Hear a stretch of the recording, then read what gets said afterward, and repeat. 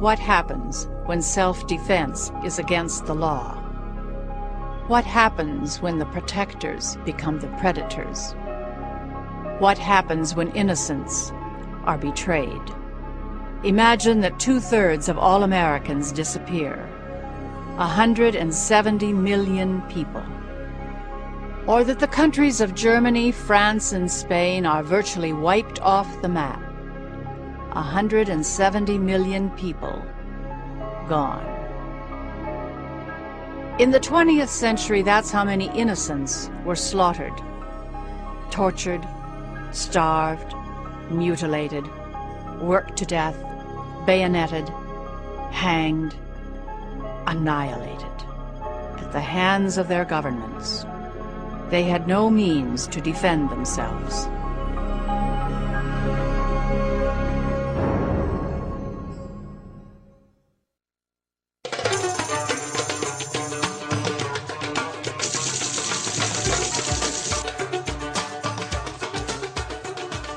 World War I is underway. A new government has taken power over Turkey's crumbling Ottoman Empire. The rulers say they want to rid the country of wrong and lawless ideas. They want to protect national security. They decide to eliminate the Armenians from Turkey. Eliminate the Armenians by killing the Armenians. In February 1915, Turkey's political leaders and Muslim religious leaders make a detailed secret plan to annihilate the largely Christian minority. To reduce opposition, they lie about their intentions. The rulers proceed step by step. The first move, draft as many Armenian men as possible into the Turkish army. Thousands report for duty. The Armenian soldiers are then separated from their units and sent to labor camps, where they are worked to death, starved, or murdered in groups far out of public view. Not all of the men are gone, however. The next step, confiscate all weapons from Armenian civilians. Finding many guns is not hard. Turkey already has a gun control law requiring gun owners to report themselves to the government. Then comes the order. All Armenians must turn in their guns or face severe penalties. Policemen and soldiers go from house to house, ransacking homes and torturing people to get their guns. Armenians become so afraid of torture that they buy guns from other Turks, just so they can have something for the soldiers and policemen to take away. On June 26, 1915, the final stage of the genocide begins. The government proclamation declares, all Armenians will be deported to remote camps. No exceptions. Armenians have 5 days to get ready. They may bring only what they can carry. Armed guards gather the Armenians, mostly women, children, the old and the sick, into groups of between 200 and 4,000 people to form convoys. The guards force-march the Armenians over rough terrain and into the deserts during the hot summer months. People drop from exhaustion, are killed by the guards, or simply left to die. Sometimes the guards shoot or cut to pieces all the Armenians in a convoy. Fewer than 1 in 10 survive the march, and most of the survivors are butchered in the end. The death toll is staggering, as planned. 1.5 million Armenians, men, women, and children, have been eliminated from the earth. 3/4 of the Armenian population of Turkey.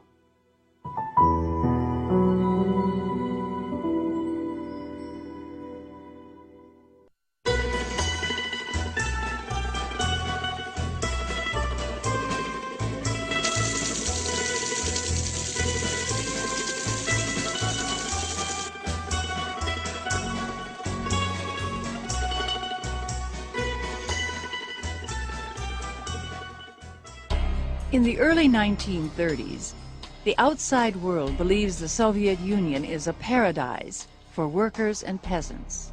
But for millions, that paradise is hell. In those years, the people of Ukraine, the Volga Basin, and the Caucasus are being deliberately starved to death by their own government. The groundwork for that cold-blooded famine was laid when the communists came to power in 1917. Almost immediately, they passed a series of laws, making it nearly impossible for non-party members to own firearms. They used licensing laws to tell them exactly who had guns, and with that information, they confiscated firearms. Penalties for possession of weapons grew more and more harsh. The Soviet leader, Joseph Stalin, fears enemies everywhere, but especially in Ukraine, the breadbasket of Europe. Ukraine's prosperous farmers crave independence. Stalin craves their grain to pay for industrial expansion. In 1929, Stalin decrees that all farmland, livestock, and produce in the Soviet Union belong to the state. Farmers are ordered to surrender their land and livestock and move to government-owned collective farms. But first, to terrify the rest into submission, several million of the most prosperous farmers are sent to forced labor or killed outright. These kulaks, as the best farmers are called, are demonized and excluded from society. Armed government thugs steal their property, sneering, "Eat, drink, and be merry, for it all belongs to us." Next, Stalin demands extraordinary quotas of grain, quotas no one could possibly meet, quotas enforced by soldiers with guns. Many farmers rebel. Resistance is fierce. But because of 10 years of firearms confiscations, the helpless people can fight back only with farm tools or sabotage. The worst is still to come.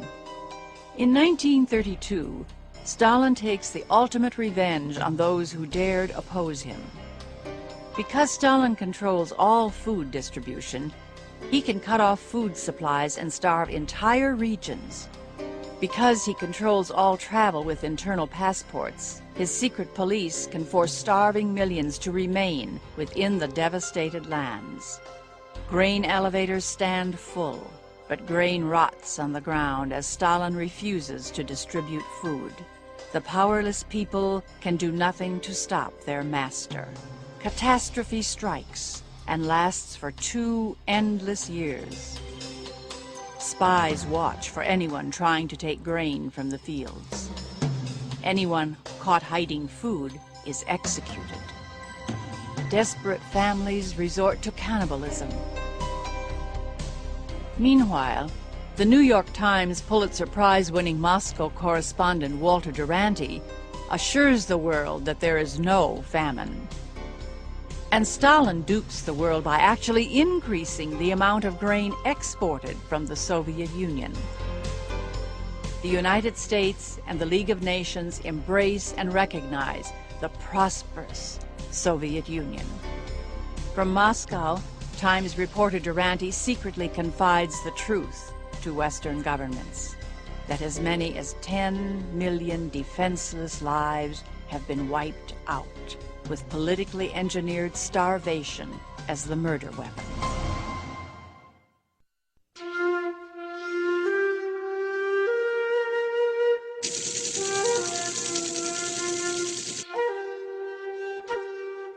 Chinese culture is built on obligation and obedience. The individual serves family, society, and state. Law governs the masses, but rulers stand above the law. The people easily become pawns. 20th century China is filled with turmoil and war. In the early years, nationalists vie with communists for political control. By 1935, the nationalist government, now in full power, prohibits private ownership of arms.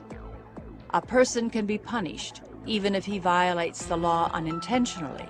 But the new laws do not bring peace to the disarmed and obedient citizens of China. 1942 to 44. 4 million die in famines aggravated by government confiscation of crops. 1937 to 1949. the Sino-Japanese War. Men who refuse to be drafted into the army are tortured, mutilated, and killed. Many uncooperative soldiers are shot or starved to death. The toll, another 4 million. And in 1937, there is Nanking. 225,000 Japanese troops advance on the city. 300,000 Chinese soldiers flee, throwing down their weapons in the path of the oncoming Japanese war machine. Hundreds of thousands of children, women, sick, and old people are left to the mercy of a merciless foreign invader. Lacking any tradition of self-defense and forbidden to own firearms, the people of Nanking are cornered and helpless. They are raped, buried alive, burned alive, used for bayonet practice, and forced to watch as their own organs are cut out of them. Even a visiting Nazi observer is horrified. More misery is to come. When the communists take over in 1949, they impose their own laws to discourage and punish firearms ownership. The most harmless forms of gun ownership are forbidden. Yet the communists themselves are lawless under Chairman Mao's drive to produce an ideal society. From the agrarian reforms of the 1950s to the Cultural Revolution near the end of Mao's reign, men, women, and children are treated as tools of the government or as enemies of the state. During 38 long years, communist violence and economic experiments wipe out an additional 35 million Chinese, and possibly as many as 100 million. Chairman Mao said that guns were the ultimate source of all political power. He controlled all the guns.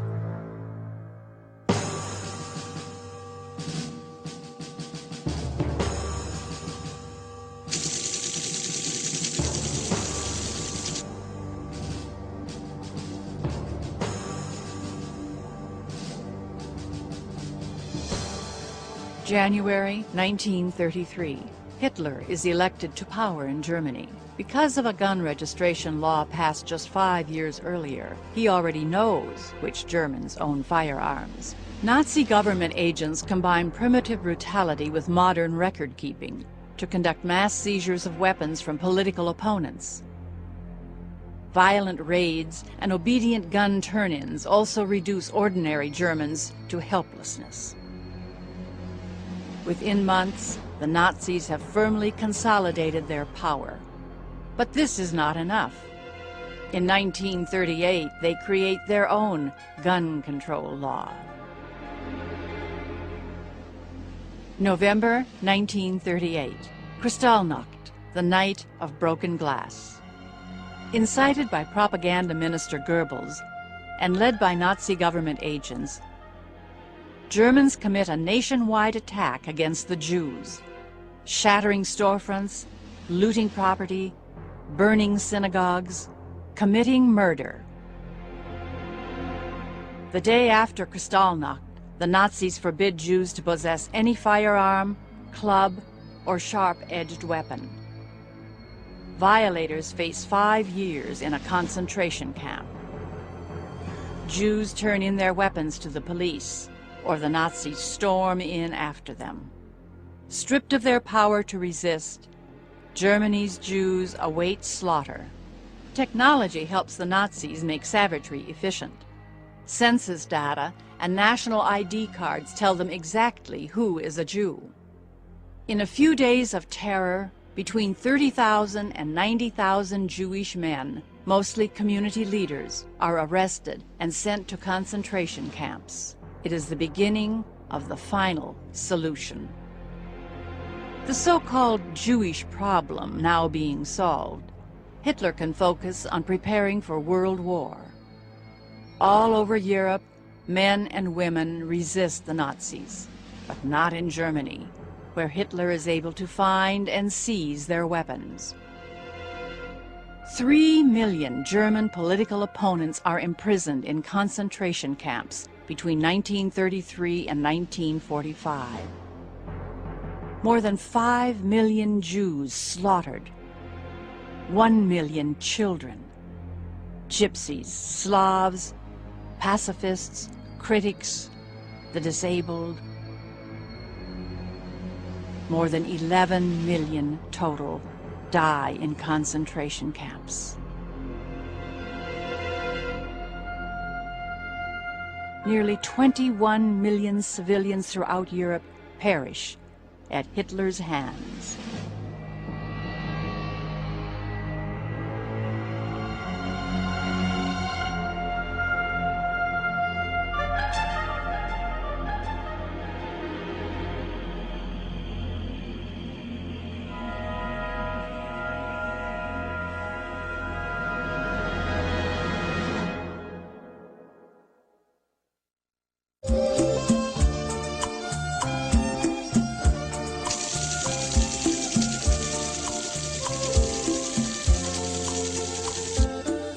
The Kingdom of Cambodia has existed for centuries, but after 90 years under French domination, the country is in chaos.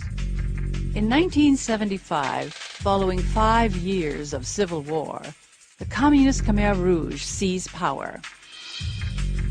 Led by dictator Pol Pot, they set about purifying the country. Communist regimes elsewhere in the world had aimed to establish paradise on earth someday. The Khmer Rouge want it now. Their idea of paradise means eliminating all religious leaders, monks, nuns, priests and preachers, political enemies, city dwellers, Vietnamese and members of other undesirable ethnic groups, all traces of Western culture or capitalism, all students and intellectuals, professionals, anyone who can speak English or French or who has more than a 7th grade education. Merely wearing eyeglasses marks people for death squads.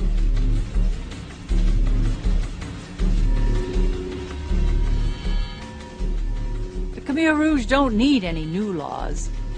Their will is the law. But ever since a series of earlier uprisings, Cambodia has had tight restrictions on firearms ownership, such as laws restricting the number of weapons. And permits so strict that a firearm owner can't even loan a gun to a family member. Combined with Cambodia's poverty and non-violent Buddhist traditions, these laws ensure that very few Cambodians own firearms or are prepared for any form of self-defense. Anyone who fought against the Khmer Rouge and any civilians who owned firearms are forced to disarm the moment Pol Pot takes power.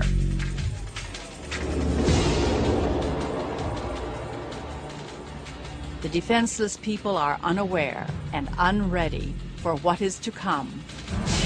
The Khmer Rouge force mass evacuations of the cities.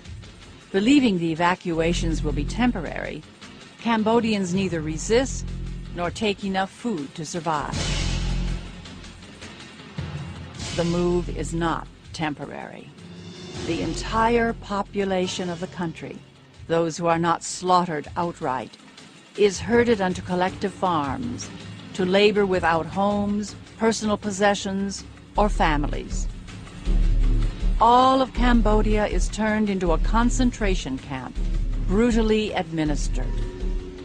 No one can receive mail or phone calls, books, or skilled medical care. All human relationships are shattered. The simple act of saying a kind word to a child is punishable by death.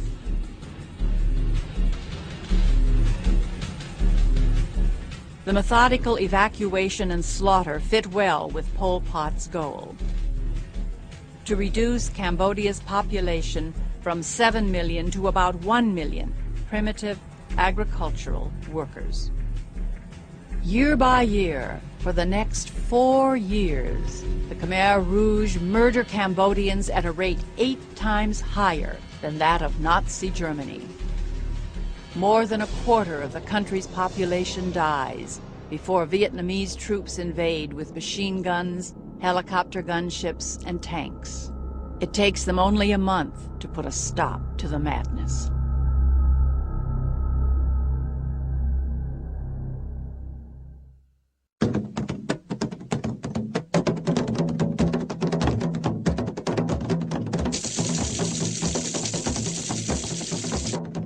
In Uganda, 300,000 undefended people die, yet few outsiders care.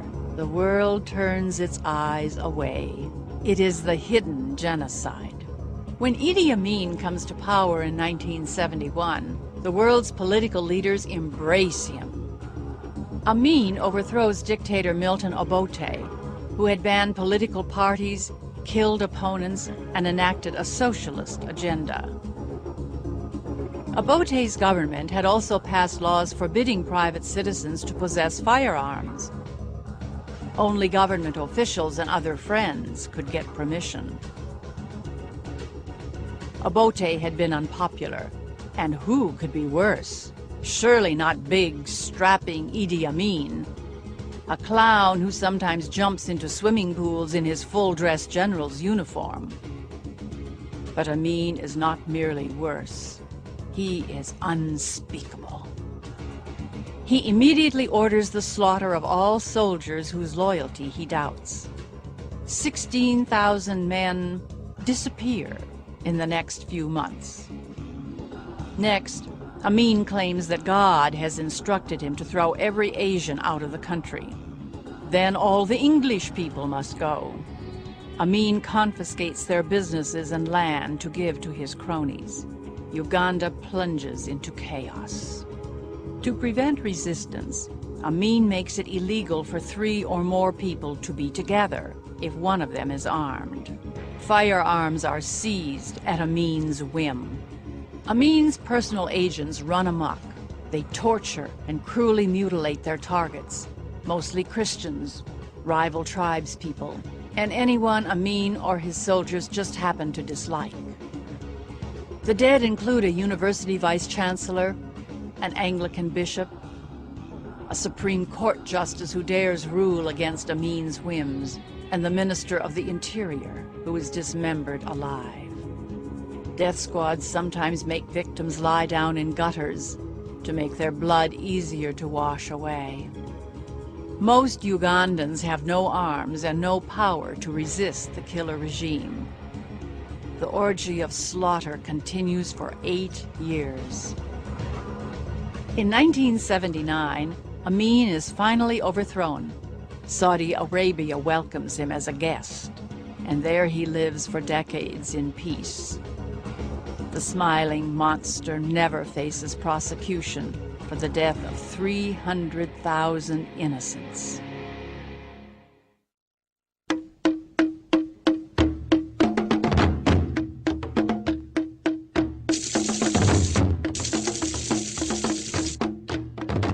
90% of Rwanda's population belongs to the Hutu tribe.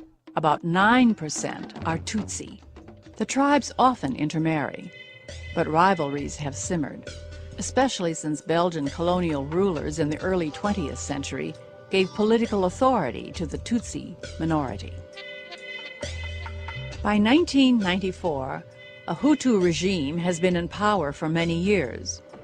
Some Tutsis have threatened rebellion, and the government has responded by calling all Tutsis rebels. The government has fueled a campaign of hate, preaching violence against Tutsis. State-controlled radio stations call for the extermination of the Tutsi. And in April, it begins. The grave is only half full, one radio station declares. Who will help us to fill it? Thousands of murderers help in an unspeakable frenzy that lasts 100 days. Government troops participate. So do armed Hutu gangs that have been issued weapons for the purpose. Weapons are sometimes crude: machetes, axes, nail-studded clubs, and blunt instruments. Some attackers use firearms, but the helpless Tutsi and those Hutu who oppose the government often have nothing more than rocks. Laws and poverty have kept the victims from getting weapons to defend themselves. The Minister of Defense controls permits for weapons and keeps a registry of those few people allowed to possess firearms. The Minister of Defense is also the chief organizer of the nationwide killing campaign. If victims can find or make weapons equal to those of their attackers, then they stand a chance of surviving. In Kigali province, civilians huddle in a church compound. Using rocks, bows and arrows, and a single gun seized from a dead soldier, they hold off attackers for a week. Eventually, they are overwhelmed by troops wielding grenades. 5,500 die. In one town, the mayor urges villagers to disarm, saying the police will protect them. When they refuse, he orders police to shoot them. The war of rocks against bullets in that town lasts 3 days. In the end, 20,000 townspeople are massacred.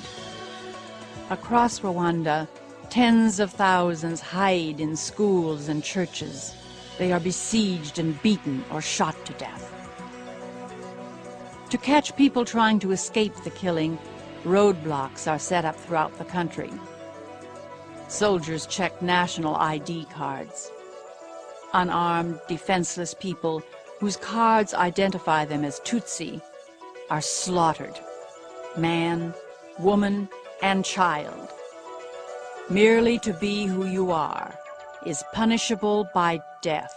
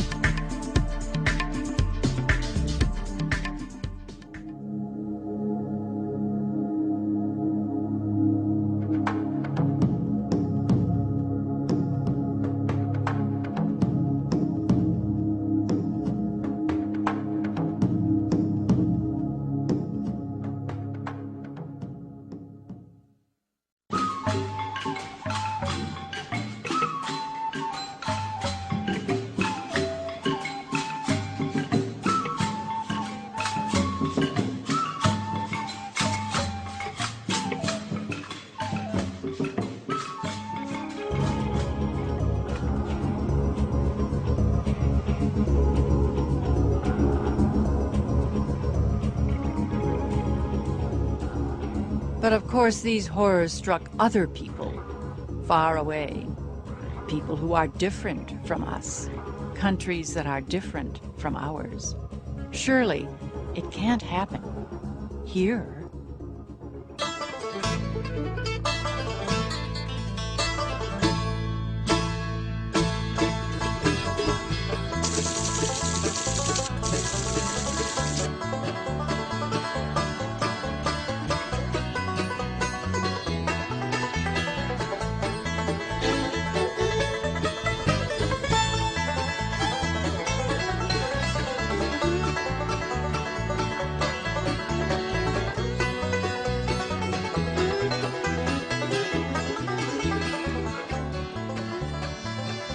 The United States, at its best, is a great nation. Yet here, too, people can become powerless targets. They may suffer simply for being who they are. It is the 19th century. Up to 4 million Americans are slaves, entirely without rights. 250,000 free blacks live among them. Many work to outlaw slavery. A spirit of rebellion grows, and among the white majority, fear grows. Maintaining total control of slaves becomes an obsession. America's earliest disarmament laws are designed to keep one race, and one race only, helpless.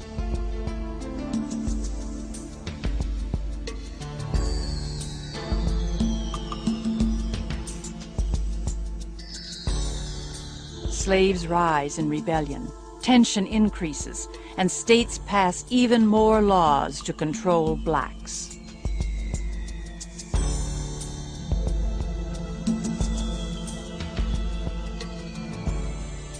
In 1865, the North wins the war between the states, ending slavery forever. 3 years later, the 14th Amendment extends full citizenship and equal legal protection to the former slaves. That is, the law extends equal protection in theory. When states can no longer pass laws like this, they pass laws like these instead to keep guns out of the hands of poor blacks. Disarmament does not bring peace or safety, certainly not to blacks. Between 1880 and 1965, mobs lynched nearly 3,500 black people, sometimes for serious crimes, sometimes for mere insults against whites. So-called respectable citizens snatch defenseless men from jails or from the streets. They abuse, torture, mutilate, and kill their victims. Yet defensive power sometimes prevails. In Columbia, South Carolina, a 14-year-old girl stops a lynch mob from seizing a prisoner by holding the mob at bay with a revolver she doesn't even know how to shoot. Today, lynchings are a thing of the past, but some things never change.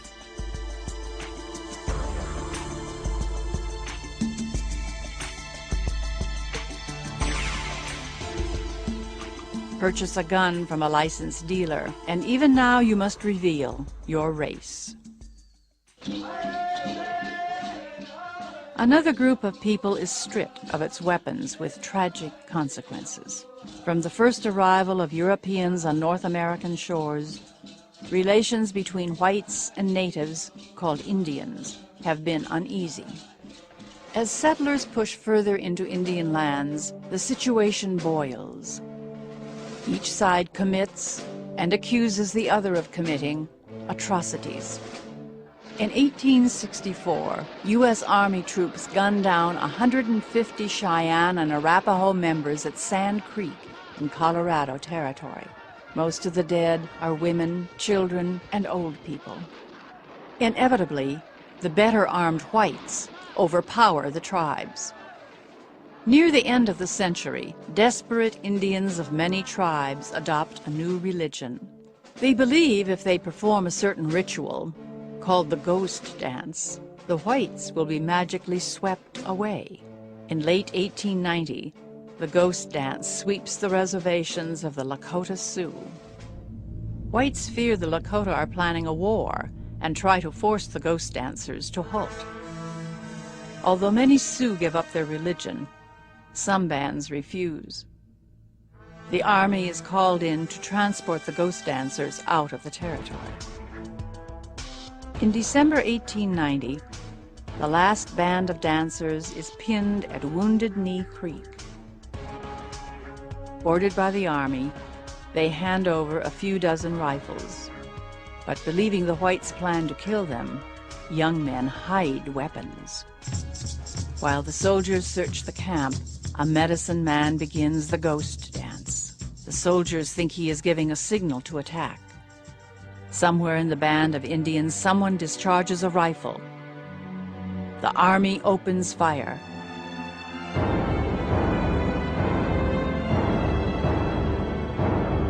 battle is over after just 10 minutes of heavy fire.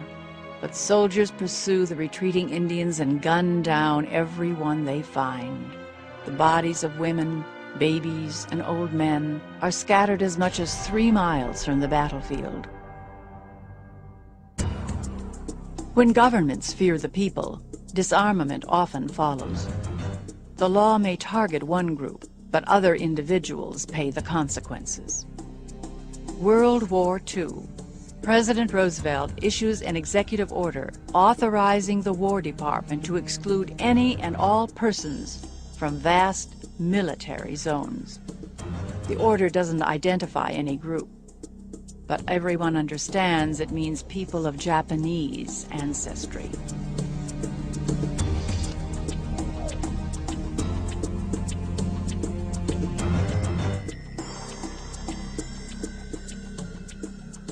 Of the 110,000 who are rounded up and sent to camps, more than 2/3 are American citizens.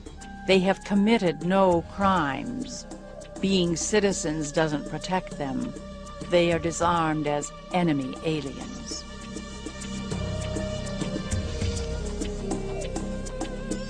Ironically, the U.S. government soon recruits young Japanese American men from these camps.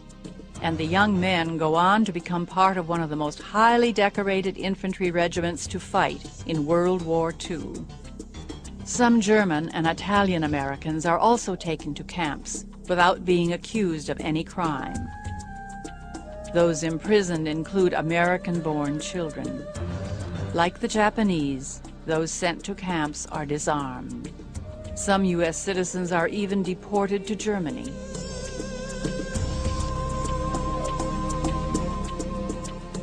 When they have defense tools equal to those of attackers, people have the power to protect themselves. Once powerless, people can fall victim to any aggressor at any time. October 16, 1991, a bright, sunny day in Killeen, Texas, a crowded coffee shop.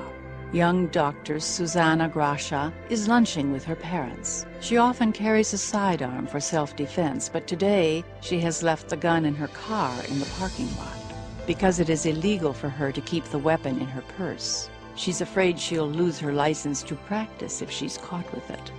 Susanna Gracia is about to lose something much more precious. A truck crashes through the window. A man leaps out and methodically begins shooting customers to death. Susanna reaches for her purse. Then she remembers. Self-defense is 100 feet away, and the police can't come for endless minutes. Susanna can only watch and then scramble desperately through a window as her father and mother are murdered. 23 people die on a bright, sunny noon at Luby's cafeteria. On the early morning of August 23, 2000, the children of John and Tiffany Carpenter are alone in their rural California home. All 5 Carpenter children know how to shoot, but California law requires that guns be locked away from children. With her sisters and brothers still in bed, 14-year-old Jessica enters the family kitchen, where a half-naked stranger awaits her with a pitchfork.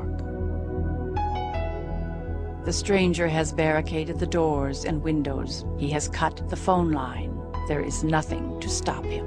Stalking down the hallway, he begins stabbing 13-year-old Anna. Youngest sister Ashley, just 9 years old, leaps into the hall and draws the madman away. Horribly wounded, Ashley dives at his legs, screaming for her sisters to go, go, go.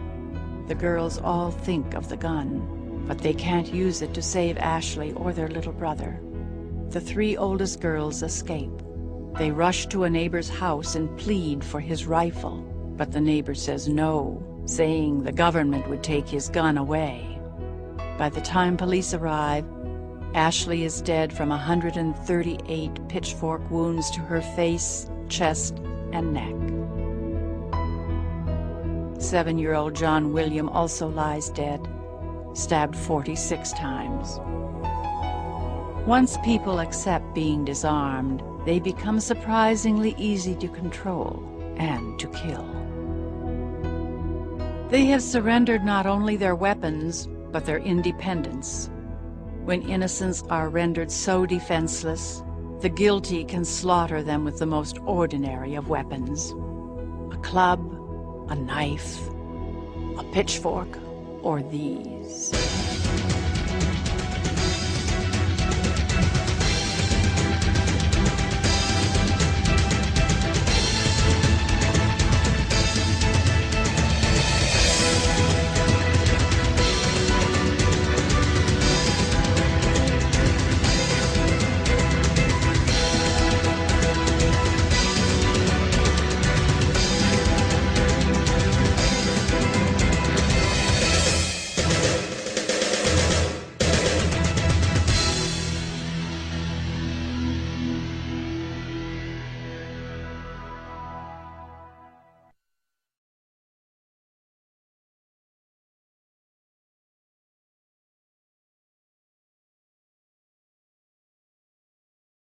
It katar veit kadash shemei rabba yolema diverachirutei yamlich malechutei Bechayechon Udeyamechon Udechaye Dechol Bet Yisrael Pagala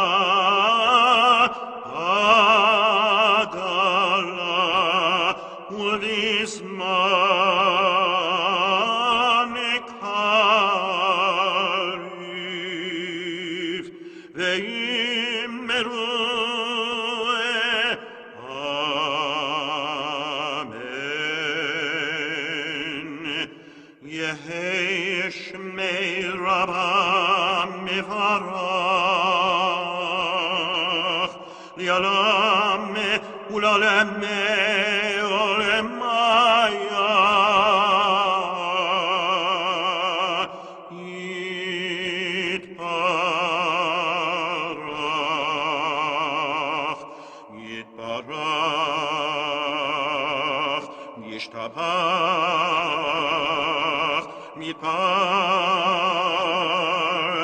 mit Romam, mit Naseh, mit Hadar,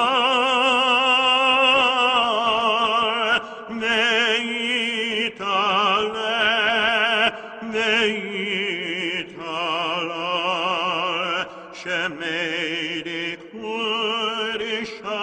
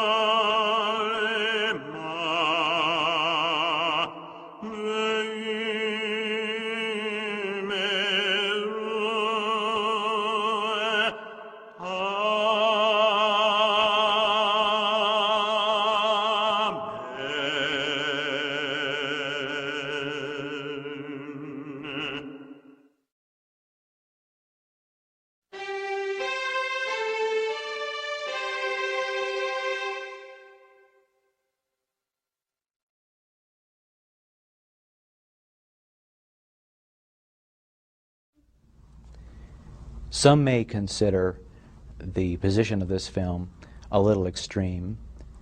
They may think that the idea of personal self-defense against a killer government is an extreme idea. But in fact, if you look at the history of the world, and certainly the history of the 20th century, you look at the nations where the people had power, they weren't persecuted by their own government. If you look at the nations where the people didn't have power, they were subject to persecution. And in genocide after genocide in this film, we show exactly how that took place. This film does have a message. It has a moral of the story, as it were. It's a connection of three ideas: betrayal of trust, vicious cowardice, and powerlessness of victims. Any individual who acts in some way to try to stop people from protecting themselves, any individual who would work to disarm people, and oftentimes that's known as gun control, the idea that a person should not have the tools to defend themselves. Anyone who is willing to be part of the process of rendering the citizens defenseless is to blame. The Founding Fathers fully expected that Americans would be prepared at all times to fight a government. When the government becomes the enemy of the people, the Founding Fathers fully expected that the people would rise up against that government. It's right there in the literature. Alexander Hamilton wrote about it in Federalist Paper number 29. James Madison, considered the father of our Constitution, wrote about it in Federalist Paper number 46. They expressly expected that people would take to arms and stop a government that went too far. So they built into the Constitution the Second Amendment to be sure that Americans would never become the disarmed subjects of this government, to make sure this government never became a killer government, and to make sure that the scenes we saw in this film never could take place in America. Every American, maybe everyone in the world, but every American who has any interest at all in the future of a free nation, of a safe nation, of a prosperous nation, should also be a person who is interested in how to preserve that kind of nation. And the way to preserve that is to never give anybody more power than the people have. The warning sign on the horizon now is this drift in America and in Western civilization to downplaying the importance of self-defense, the downplaying that key value. And that's what this film is trying to get across, is that self-defense is the job of the individual. It's not the job of the authorities all the time. The individual ultimately has the duty and the right. And as we see Western civilization moving away from that, trying to centralize the defense of the society and take away the power from the people to do that, this movie shows the history of what happens to people who've been rendered powerless. There are about three things that we can't really do with this documentary. One of them is to communicate the impact of actually being there. We show still photographs and footage, but it doesn't really get across what it's like to be in the presence of brutal murder, what it's like to see the dead eyes of the killers in the killing squads, what it's like to see the panic and feel the fear in a persecution and an extermination. We can't give you that right there up close and personal. Another thing that we can't really get across is the sense of time. Again, we have short photos and video that people can see, but we can't give you the sense of what it's like to live day after day in dread and fear in a persecution, the endlessness of living in a prison camp, or the lifetime of scars, nightmares, and phobias that survivors live through. That sense of time, we just can't get it across as well as we'd like. Another thing is the pain of mind, the thoughts in the minds of a survivor, for example, who would replay over and over in his head, I wish I'd seen the warning signs. I wish I could have done something about this. I wish I'd had a weapon. I wish I could have fought back. I wish I could have protected my family members who were killed or persecuted. That pain of mind never goes away. As a kid growing up in Tucson, Arizona, I was raised by my grandmother. Most of her friends were Holocaust survivors.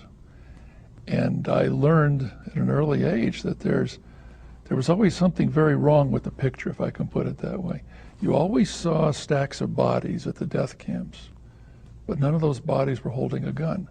But next to the bodies, you might see a Nazi soldier holding a gun. So it became pretty obvious to me, and perhaps in my Arizona environment, that a lack of being able to defend one's life had an awful lot to do with making it possible for governments to kill you. I thought this was a story that had to be told. It's a story that most people do not understand. It's a history lesson that most people are not getting in school. And the best way to tell people in America is to make a visual presentation instead of expecting them to read a book. So we set out on telling people information that lots of folks would rather they not know. And among them are folks who are supporting gun control schemes. And we wanted people to understand the downside of gun control, the side of gun control you never hear about on the 6 o'clock news. And to bring all this information together over the years and be able to put it into a visual presentation was not only a fascinating experience, but I think we finally have put the right package together to help people see that how evil gun control is. No longer do they have to read a book now to see the foundation of a genocide, the steps that are taken. No longer do they have to read books, although I wish they would, but to grasp the big picture. It's all here now. It's within the film. I think this documentary has the potential to save lots of lives. And it may only be about an hour long, but it's an hour that can change the course of human civilization, in my opinion. Because the more people who understand how the game is played, if I can phrase it that way, the more people who understand how dictatorships come into power, I think, and the more people that we can convince to be armed, and then I think the more people we'll be able to save. And if we can save more human lives, then that means there'll be more people who will be able to control government. And never again will people fear their government. And that's a key to preventing future genocides. I'm hoping the people who decide to watch this film are those that are concerned about the preservation of life. People who realize that they are their own first line of self-defense, people who do not want to be victims by an oppressive government, people who are opposed to police states, dictatorships, tyrannies, people who really care about their families. I hope that people who already believe in gun ownership will watch this documentary so that they can tell others about the evils of gun control schemes. They can help others understand how horrors happen to people who are defenseless. Well, my goal for the people who see this film is to help them have the knowledge, the information of the history of gun control and how it has been so horrible and how it has brought about so many tyrannies and police states and dictatorships and, of course, genocide. And I think that people need to think about how horrible these situations have been. And I ask people to imagine a world that is free from genocide. And then imagine a world that because there is no gun control, there is no death by government. You know, producing this documentary had some high points and some low points. And one of the most disheartening areas was dealing with so-called humanitarian groups. They always go to the public and say, gee, we want to help save lives, send us money. And when we went to one of these large humanitarian groups, the United Nations, and asked to use some of their photographs of Rwanda and Uganda, they initially said yes, but then they realized that we were opposed to gun control, and they made it very clear they would not work with us because we believe in the preservation of firearms ownership. And so my message to people concerning humanitarian groups is that if you want to give them money, that's all well and good, but maybe you should just ask what their position is on firearms ownership, because most of them do support victim disarmament policies that make police states, dictatorships, and genocide possible. Well, I think there's a very clear message in this film for American military personnel. And it's a message that they unfortunately don't get in high school before they go into service. And I'm not so sure it's even a message they get while they're in the military. But one of the reasons American military personnel are put in harm's way by being sent to foreign lands is that the people in those lands fear their government because they can't control their government. Their government has gone bad. Their government may be killing them. And all of this came about largely because the people are defenseless, which means they do not have access to firearms. I think September 11th was a good example of the uselessness and the futility of gun control laws. When you think about how several hate-filled terrorists were able to take over airplanes using box cutters and pocket knives, and they got away with it. They were able to murder thousands of people because no one on these planes was able to defend their life. No one had a gun. And I think that this is a lesson that is not being learned in America or throughout the world.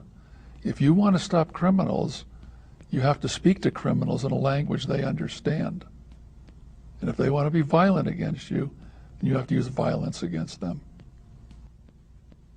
And I think that governments do get scared. And it's dangerous for people because when governments get scared, they do scary things. And that's what we have seen time and time again throughout history. The communists were afraid of the people. The Nazis were afraid of the people. Every dictator, every police state, every tyranny fears the people.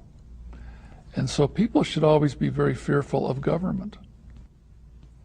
There's a saying, that an armed society is a polite society.